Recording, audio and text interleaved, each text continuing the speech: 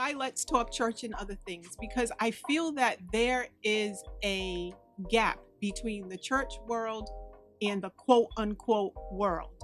We have all these churches, few members in each, and we need to try to bridge the gap.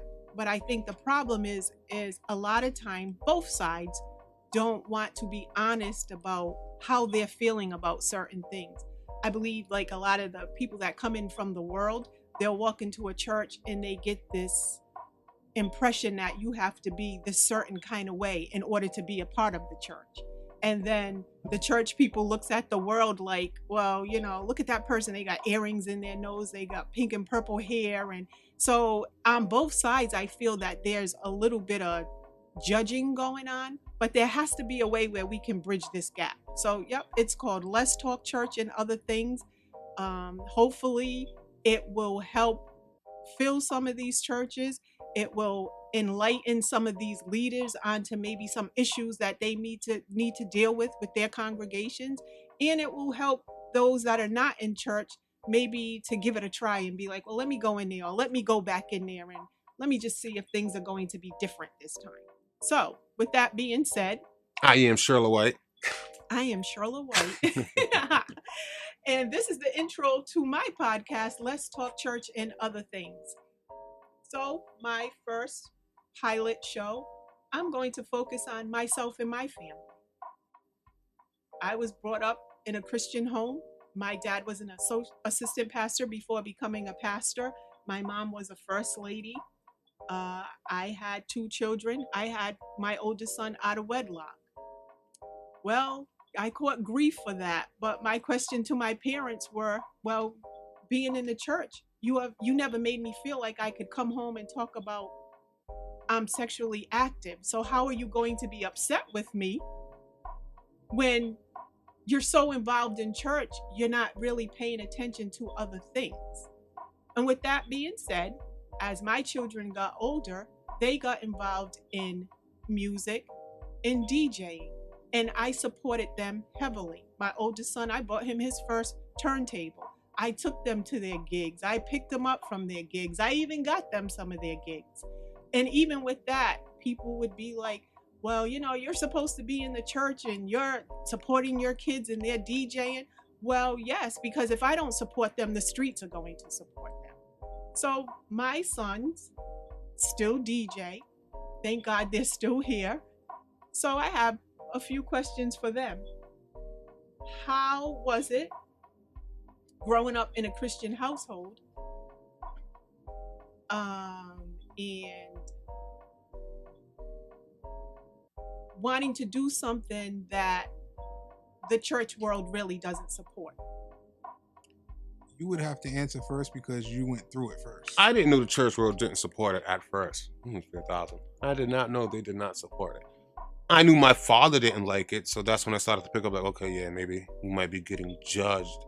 But with him, couldn't do it. I had to hide it. Could only listen to it if I was like at the boys' club or headed to school or coming from school. But in the house was not something that was ever turned up at all, unless he wasn't there. Even the idea of DJ never came around while he lived with us. While I lived with you guys, and never came around. That idea never came around. And that's true. And what you said about the radio. So yeah, we had Hot 106, Kicks 106, whatever it was at that time.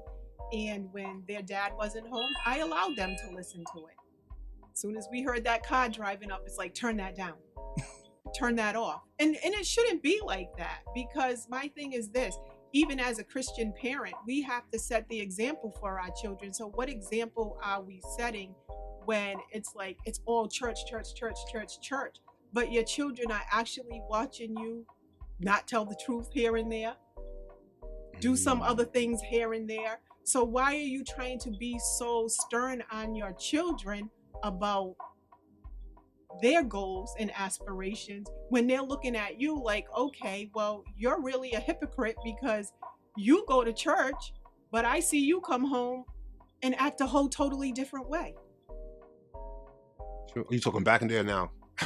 Both. Because it still goes on. I got a question. Now, did it make you feel any kind of way towards your father because he didn't like you to listen to music or DJ? Did he make you feel some kind of way towards My your dad? connection with my father, totally different from his. Totally different from his.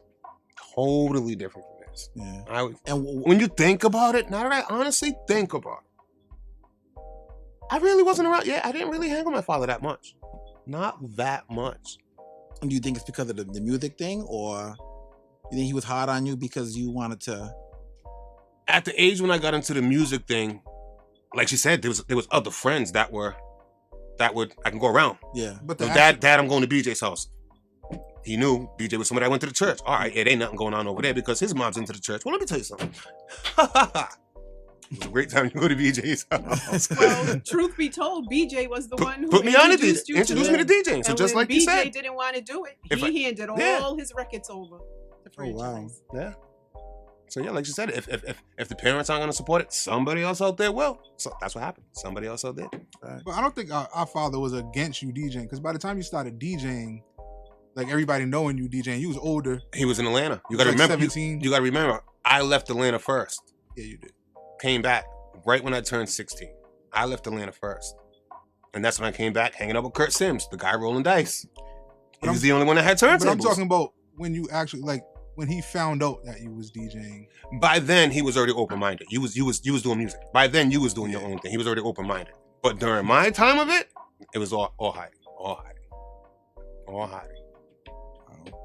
And this is not to bash their father, God rest his soul. Because if he was here, no. he would be honest and truthful about the situation as well. But one thing I have to say for my parents, they were very supportive. But even when I was growing up, my parents allowed me to go to concerts. They would buy the tickets, they would drop us off, they would pick us up. When I met your dad, they couldn't even go to the movies. Ooh. So that attributed to some of his beliefs. He did loosen up after, but it's not just him. It still happens now. But he gave me an influence though, because look where I'm at. The same. Where he the started. same. Same The way- way, right where where he started. he's I at. remember. Right where he started. Yeah, and I'm Right not. where he I mean, started. if we would have had a choice back then, if he gave me the choice of, oh, what do you want to listen to, I probably would have said, whatever was on the hip hop R&B station all the time. But because when he was there, we was with him, we had to listen to gospel music that expanded, the music that I was listening to. So I'm kind of glad that he, in a way, like we were kind of forced to listen to gospel music, because it put me. What would I know? All I would know was stomp if it wasn't for him. Now I know melodies from heaven. Yeah. Between him and Ty Andrew. I'm a soldier in the army of the Lord. You know them Yeah. songs from church. We come this far by faith. Yeah. So When your mother was supporting you in venues such as clubs or lounges, did you think that her faith was less or more staggered because she was there, or did she ever not held herself? By that, No, by, it's always how Alright, you go ahead. act in them arenas. There's people, you can cut this if you want, but there's people in church that act. But when she was in them, different venues and stuff like that, she always carried herself a certain way. She wasn't in there drinking and stuff like that. And I don't know how many events she actually came to with you. but some of the biggest events, like when you did the few. last night at the Copacabana in New York, It's tight. that was through someone that I was dealing with. And that particular event was Neo and Trey Songz. And that was before Drake was even Drake, as people know him now. Mhm. I didn't know you was getting judged. That's what I want to get to. I didn't know you was getting judged. People still look at me now and like, well, you got all those holes in your ear? They're just earrings. That's all they are. They're earrings. It has nothing to do with my walk with God. I try to carry myself. I mean, I'm not perfect, but I think people have a tendency to look at where you go and how you dress and just assume that you're not living their standard of a Christian. How can somebody judge another person in the church on the way they're raising their kids? If, let's say, their kids are doing even worse. But that's just how people are. If their kids are doing even worse. That's how they are. They live in glass house and they always throwing stones. Oh, after a while, I realized once I started seeing people from the church in the clubs, don't let them get to you. That's when I was like, don't let them get to you. Don't let them get to you. I was seeing the exact same people that were going to church in the clubs the night before. I remember, I believe it was Josh. We had it was my daughter Jazz's 16th birthday party. No, it's her 16th birthday. It wasn't a party. It was her birthday. And I think we took, was it Josh or was it? Probably me. Yeah, we went to it was supposed to be R. Kelly and Jay-Z concert. Yeah, exactly. And I think it ended up being just Jay-Z and his friends. Yeah, We went to Jay. the and we took the train. Was it you? Exactly. Yeah, And someone in my family was like, well, actually, my ex-wife's family was like, you're going to a concert with your cousin? Isn't she in the church? So I said, what's wrong with going to a concert? It's music, like, it's what's wrong with it? But they couldn't see her going to a concert because she goes to church. You can like any kind of music you like what's wrong with it? We took the kids up on a train. That had to be Exactly. 20 years ago? But I've been going to concerts since I was 13. My first Yeah, concert that was was- the Jackson 5, and I never stopped. Oof. I mean, because of Black Mike. their uncle. I mean, we had the opportunity to sing backup for P. Diddy for 2 nights. You know, because of Aaron, I had the opportunity to sing backup with Earth, Wind, and Fire.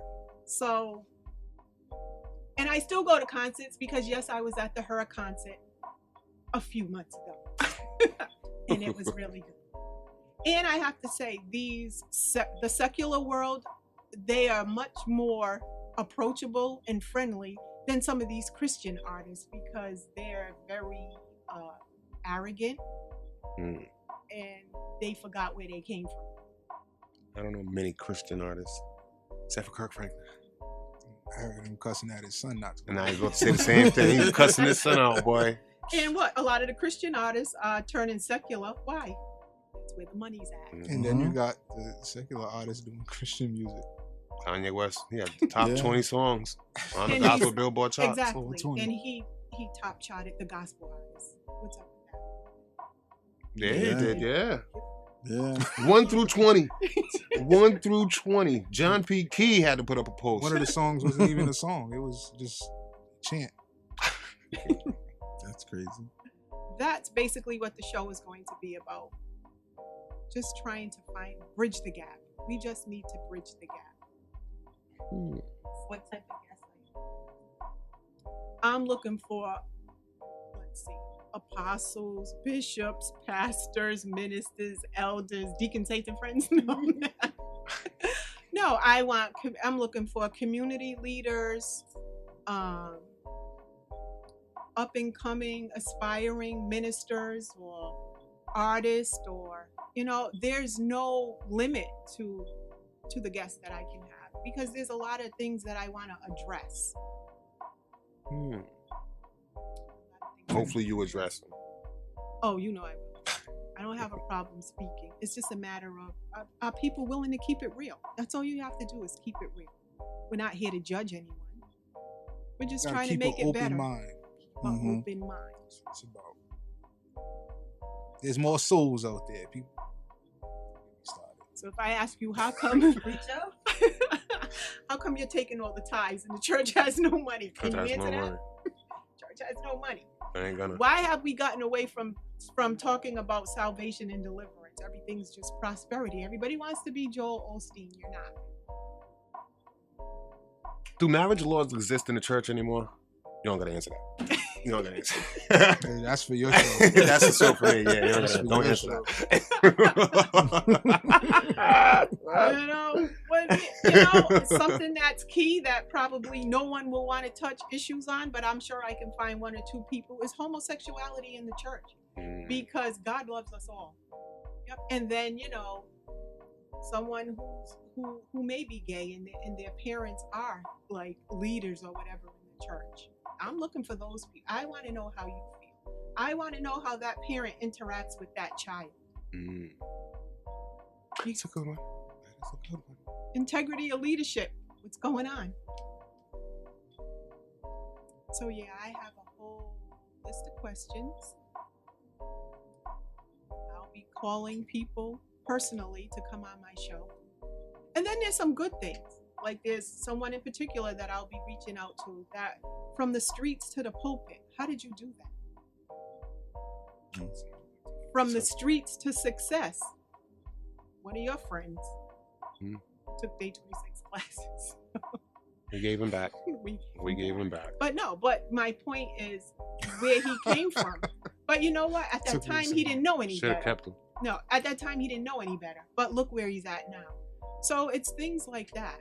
There's a lot of things out there to address, a lot of things to talk about. I'm just looking for people that will be willing to come and talk about it and keep it real.